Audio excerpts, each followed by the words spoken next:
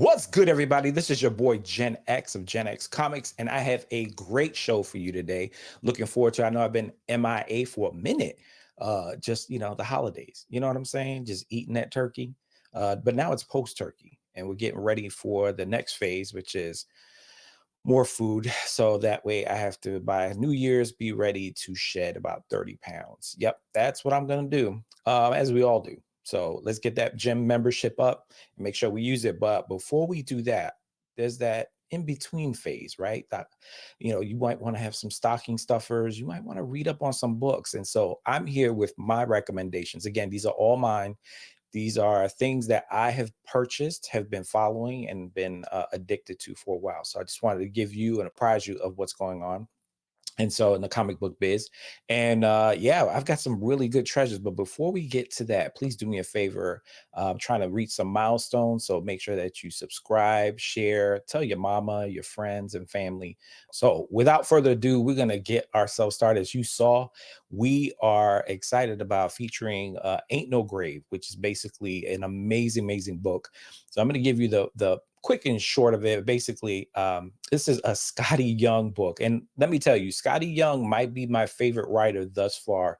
I know you all are used to him drawing and creating these kid-like feature covers.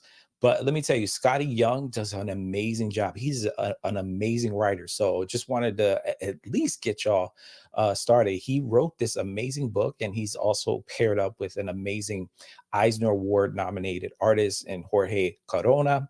And so this team behind this hit series also did Middle West and The Me You Love in the Dark. So make sure you pick those books up as well. So they're back at it again with Ain't No Grave. And this is basically, if you can think of fantasy, it's dark. It is very much so Western as well. And the main protagonist, writer, she puts her violent past behind her when she fell in love and became a mother. But that was before she learned it was all going to be taken away. It's not the first time Ryder has been wanted. She picks her guns back up and rides to the city at the edge of the world to kill the one trying to rob her of her life. And guess what entity that is? That is death. Yes, so she is coming for death, and she's trying to make things right. So she is a kick-ass protagonist. I think you guys would love the book. In particular, the writing's exceptional. Like I said, the artwork is very much so just very on point. It's just really great. Corona, I've seen his work before, but this is on another level. Ain't No Grave. You can see these are some amazing, amazing artistry here. These are some of the covers 2, 3, and 4. This is a 5-issue series, so you can pick it up and be able to be done with it within 5 issues. Now you're going to be craving more, except the ending is kind of interesting as well. I think it was a phenomenal book. For me personally, not just the covers, but the guts were amazing, like I said. And so everything is gelling with these two. They are kicking ass. So here's some visuals. As you can see that Ryder is actually venturing out. Ryder is dying point blank, and she is trying to find, and basically do away with death. So, and Ryder thinks they have a chance, that she has a chance, and she has a daughter and a husband that she's left behind. And so this is the journey to make things right. And as you'll see a cast of characters, both fantasy and with the gunslinger attitude. So this is Ryder here. She is at the table actually trying to swindle some folks. So she is a very clever protagonist and an amazing hero. All right, here we have another picture of her and death, confronting death. So again, look at the visuals. They're so freaking on point. And so this is a preliminary on what exactly is happening. So what do you think? Well, 4.5 out of 5. I highly recommend it. I'm actually, the reason why it's a 0.5 less than the perfect, point blank, I wish the series kept going on. So it leaves you sort of wanting more, to be quite honest. And so, even though it only has 5 issues, it is gratifying. It's fast paced. You're not going to be bored. Not a lot of dialogue per se, but it's full of content. And so they really do coincide really well. So you'll enjoy it. 4.5 out of 5. I wish it was longer. Wish that he had teased out a little bit, but you know, Scottie Young. Scottie Young is very, very busy these days. He's been pretty much everywhere on the circuit and the concert, and he's doing his damn thing. So make sure you pick this up. All right, here's some other recommendations I want y'all to check out. First and foremost, these are the 3 that I'll be pushing for you all to kind of just pick up and go. So I'm going to show you a little bit of Storm, and this is the promo for the Storm. Just make sure that you all know this is obviously rights reserved for Marvel. I'm just borrowing it for creative purposes, but I hope you enjoy this.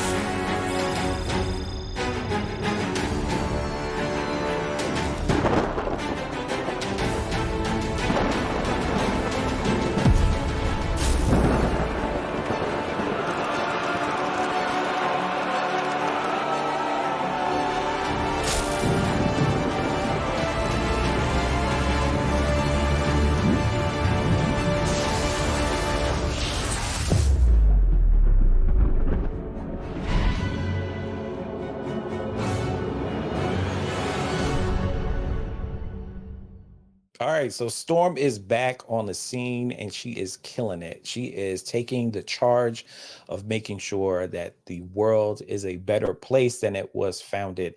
And so, with that said, in the first issue alone, you are going to see Storm really take on the lead and become a queen in her own right. And as she is navigating those things and fixing things, she is followed by some folks who actually are helping her basically solved the world's problems. But as you'll see in the first issue, she is also will be fighting for her life, and she's trying to figure out a way to stay alive in her present state. So, not to give anything away, but there is an incident that occurs, and we got to pray for our girl Storm that she finds a cure. Lo and behold, you know what happens. Tons of people come out. So with that said, here we go. Here is a little bit of Storm. Ororo Monroe, who is AKA Storm, has lived many lives, and she's been a thief goddess and an X-Man, a queen, and now an Avenger. She is the most prominent, most respected, and most powerful mutant on the world stage. And in that role, she intends to be a force for positive change. And first up is a major meltdown at a nuclear facility in Oklahoma City, and draws Storm from her sanctuary in Atlanta and into a moral conflict that will test her iron resolve. Guest starring X Factor's Frenzy. So if you haven't seen Frenzy, Frenzy is a really durable character, pretty awesome. She has sort of the Hulk hand slap effect on this episode here in this first issue. Issues 2 and 3 will be coming out fairly soon. Like I said, number 2 is out already. And again, she is dying. As you can see, she's been affected by this nuclear facility and what happens there and saving folks. And so Dr. Voodoo is introduced in issue number 2, and he is going to help her figure out a cure, or try to at least figure out a cure. And then in issue number 3, we have it. Dr. Doom arrives into the storyline. Looking forward to seeing more of him in this storyline.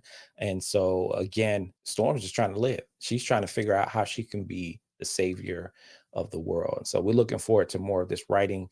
A lot of the writing is being done by a new team that is killing it. And so they're really centering her and her roots, and then also giving her a new costume, a new look, all these things. And so, as you can see from the promo, it is going to be kick-ass. All right, and my next recommendation is coming from Caitlin Yarsky, Living Hell, This is another fantasy book. If you're into the indie dark horse comics, Caitlin's been doing big things. And so just make sure as you are reading her book that you backtrack and see other things like Black Camera that she's been involved in. She is a dynamic artist and now she's doing writing and she's doing everything under the sun in this book. This is a book, an indie book that I highly recommend. We just hit the top of the layer of this book, but basically you're meeting Jerome Jamil, a loving father and husband who also happens to be a demon. He's fled his former prison of hell to live incognito on Earth as a bartender, as most demons do, hiding in plain sight. And Jerome is determined to stay out of trouble. But when he kills one of hell's most vicious bounty hunters who has come for him, there's actually a hellhound that comes with him. And self-defense, he inherits the job in the infernal bailiff, hunting down his own kind. So now he is in charge of basically wrangling all these demons in. So Jerome soon faces a range of ancient deities and monsters, from the human-eating ghosts known as Jakiniki to psychopomps like Baron Samedi. But with every act of betrayal, Jerome loses a little more of his hard-earned humanity. So again, this juxtaposition between staying on Earth, laying low, and now he has to take the mantle of this bounty hunter who is now looking for other demons. And so this book is really gorgeously done, and make sure that that you pick this up ASAP. This is actually, I only found one issue at my LCS. I found issue 2 barely at my LCS. So at least go online, order it. This book is kick ass, and the art is just amazing. So Caitlin Yarsky, well done. Great job. All right. Oof. This one is crazy good. All right. Think about this. You're Miles Morales and you're in the world of xenomorphs. So could you imagine what would happen if Miles Morales, who currently has the Venom symbiote, is infected, and as you can see on the bottom left, by one of those aliens that grapple you and impregnate you and do whatever they need to incubate and get an alien out? Well, guys and gals, you better put on your britches. It's about to get crazy. This is only a 4-part epic series.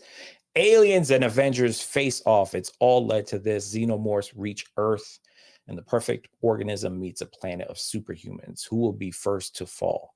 Legendary collaborators Jonathan Hickman. So this is a Hickman collaboration with Asad Ribic. And they cut loose in this 4-part epic, unmissable for Marvel and Alien fans alike. So this is an awesome collabo between the properties.